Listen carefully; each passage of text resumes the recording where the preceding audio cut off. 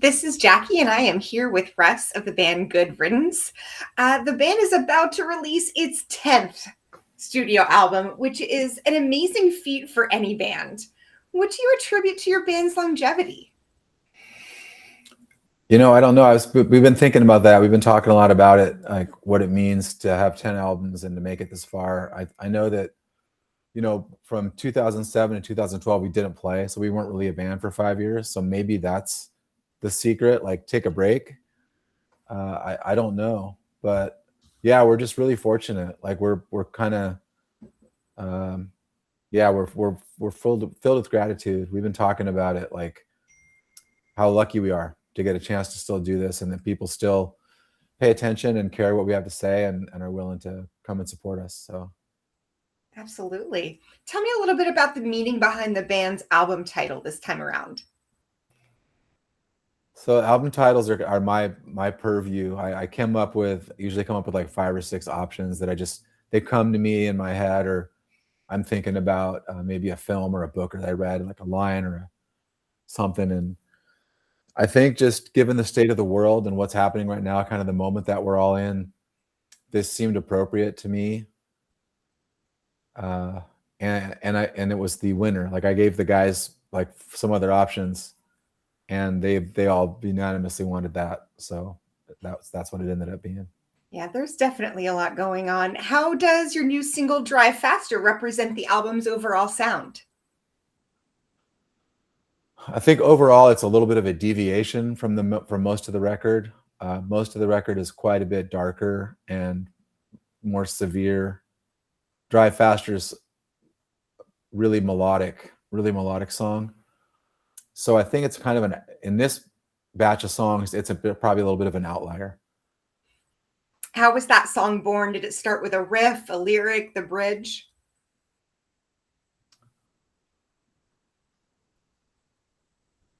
I would tell you to ask the songwriter, but that's me, so I can't really pound that off on anybody else.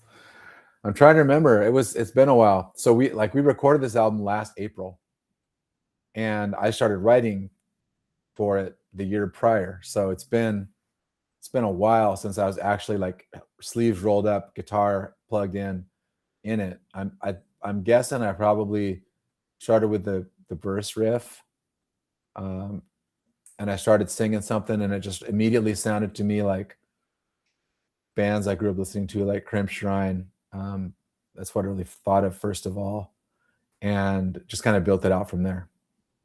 When I think of punk music and I'm listening, I personally get a lot of catharsis just from being a listener. Where does that come for you? Does it come in the songwriting, the performing, or the recording? And what step do you feel the most catharsis? Probably songwriting for me. To me, it's a puzzle, and I'm always looking for. I mean, because punk's been around a long time now. Like we're not the first one on the block to do this. So like, how can we advance the art, the form? How can we? What can we say that's relevant, but that doesn't sound cliche or that hasn't been said a million times the exact same way?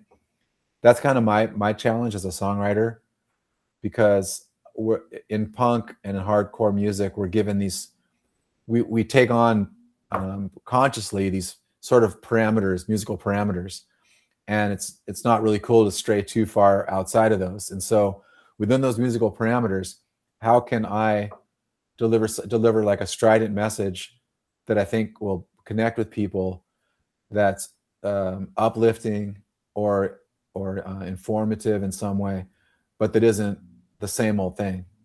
That's kind of my challenge. And so the catharsis, I think, for me comes from like being able to write a line of lyric where I'm like, okay, that's a job well done. Like that finally looks cool, and it's not stock. It hasn't been said a million times. And so, but it's also not so obtuse that like it's going to go over people's heads or make us seem like we're putting on airs. So yeah, for me, I think that's the big one for me, like just as a songwriter, looking at it as a puzzle. And then of course, like the release on stage, being able to sing with a group of like-minded people, there's definitely some catharsis in that as well. You mentioned that you get a lot of influence or ideas from books. Have you been reading anything particular that I should put on my list? No, I'm not a huge reader anymore. I used to be. Uh, the last books I read two books on the Easter Rising in Dublin in 1916. That was my last reading foray. But mostly it's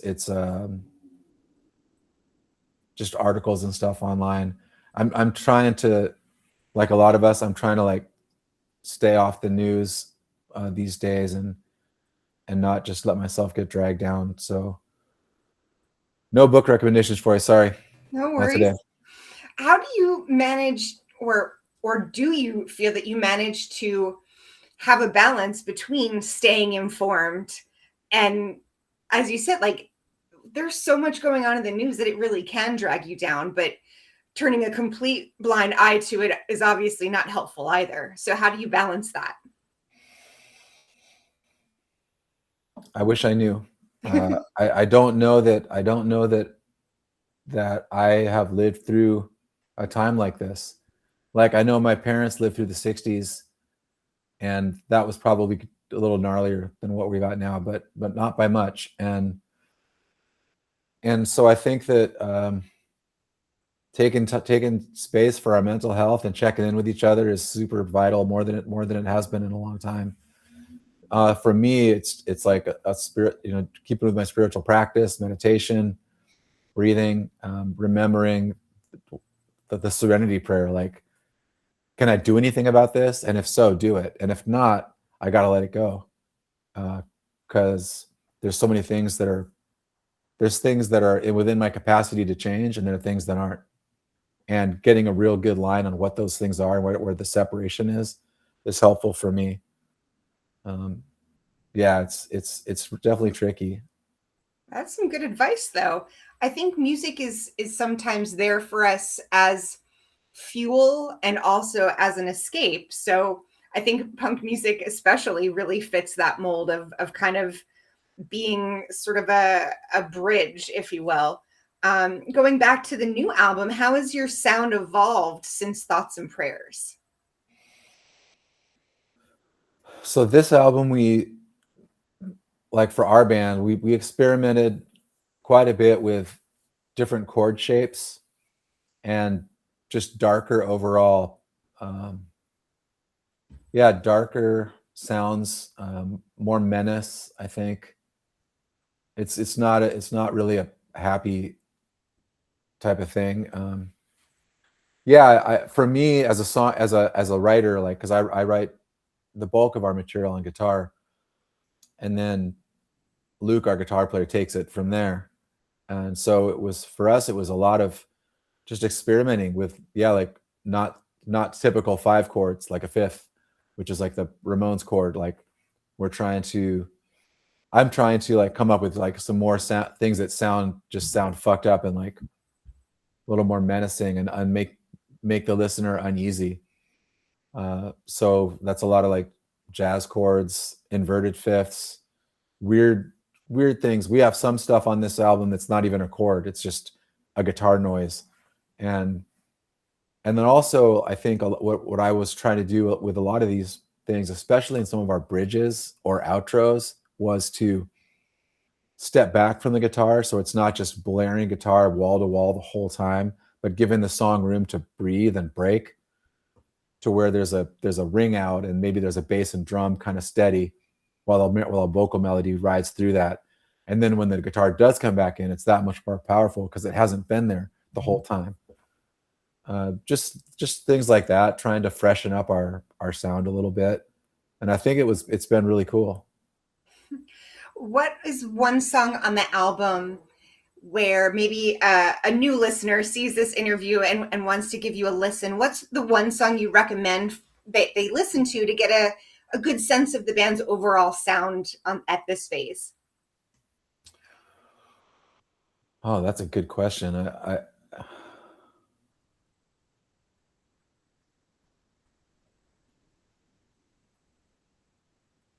I think there's two songs. I think there's a song that's called "To Suffer Is the Name," which is a little bit of kind of our standard, not standard, but like our more traditional melodic hardcore, but it's got this new approach to the whole outro through it, which is really spare, and I think it makes the vocal melody stick out. And there's some really cool guitar octaves that Luke does that sort of accent the vocal melody, and then Sean's playing this really cool like beat, like Jeff Porcaro and Toto doing like Rosanna, and yeah, that I think that's a cool song. And then also there's a song called "There's Still Tonight," which is the first song on the album, which has, you know, the strong melodic outro piece again with like the ringing and not the wall to wall guitar, but the body of the song itself is utilizing some of these new like inverted, fucked up sounding chords that we've been messing with, and it's really fast and hardcore. So I would say those two. Are there any messages or call to action that you hope fans walk away with after listening to the album? I hope it's, like you mentioned, cathartic. I hope it's gives people a chance to vent and to like get out their rage and to sing or scream along with it while they're driving or doing whatever. And I think in all the things that we do are ultimately designed in a real general way to like to lift people up and to give people community, because I think it's in today's world, it's easy, I think, for some of us to become isolated and to become just bombarded with data and information, a lot of it that's out of our control. And so to seek community and to seek like-minded people and like to lift everybody else up, to lift people up around you, I think is the ultimate takeaway. And sometimes it's as simple as just calling up a friend and asking how they're doing. Sometimes it's as simple as volunteering someplace, just feeling like there's some action we can take to make the situation around us a little bit better, to protect those of us that are the most at risk, and to just for the betterment of man, of our society, of our people. I really caught on to something that you said. You know, it's that sense of community that we see happening. Minneapolis just automatically comes to mind. I think that's a really important reminder of when we do maybe feel powerless, that digging into our community, and that's a place where we can make progress. So I'm going to keep that one in mind for sure.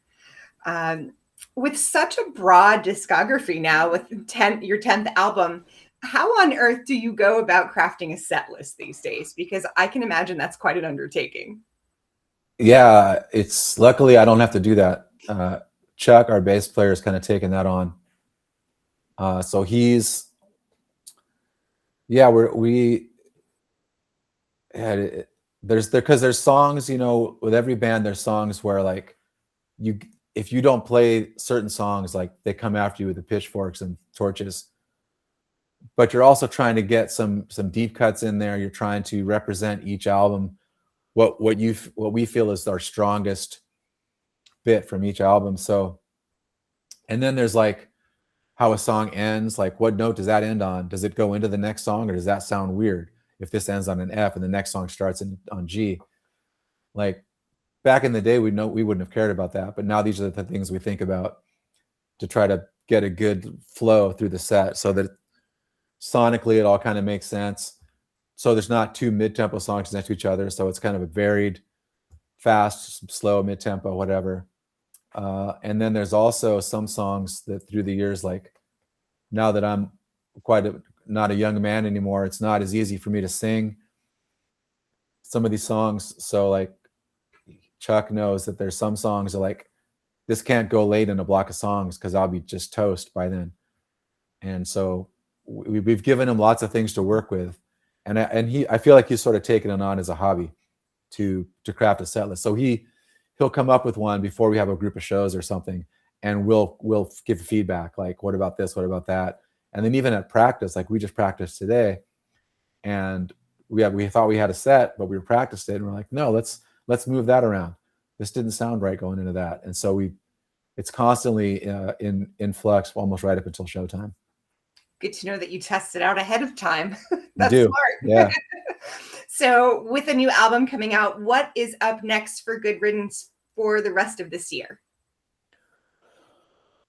We're fortunate enough to be able to do a record release show in our hometown here in Santa Cruz on April 10th. And then right after that, we're doing 4 shows supporting RKL, which are good friends of ours. It's going to be awesome. We have a Western Canada little mini tour in June. And we're going to go to Europe at the end of July, late July into early August for a couple weeks. Festivals, club shows, things like that. We have a Warped Tour date in Montreal in August. And that's it for right now. So we're going to see what we can stack up into the back half of the year. And stay tuned for more from Good Riddance before The World Caves In comes out very soon. Thank you so much, Russ. This is Jackie, thanks to Chorus FM and In the Key of Change. Thank you so much, Russ. You are welcome. I hope you have a great rest of your day. Thanks, you too. Bye. Bye now.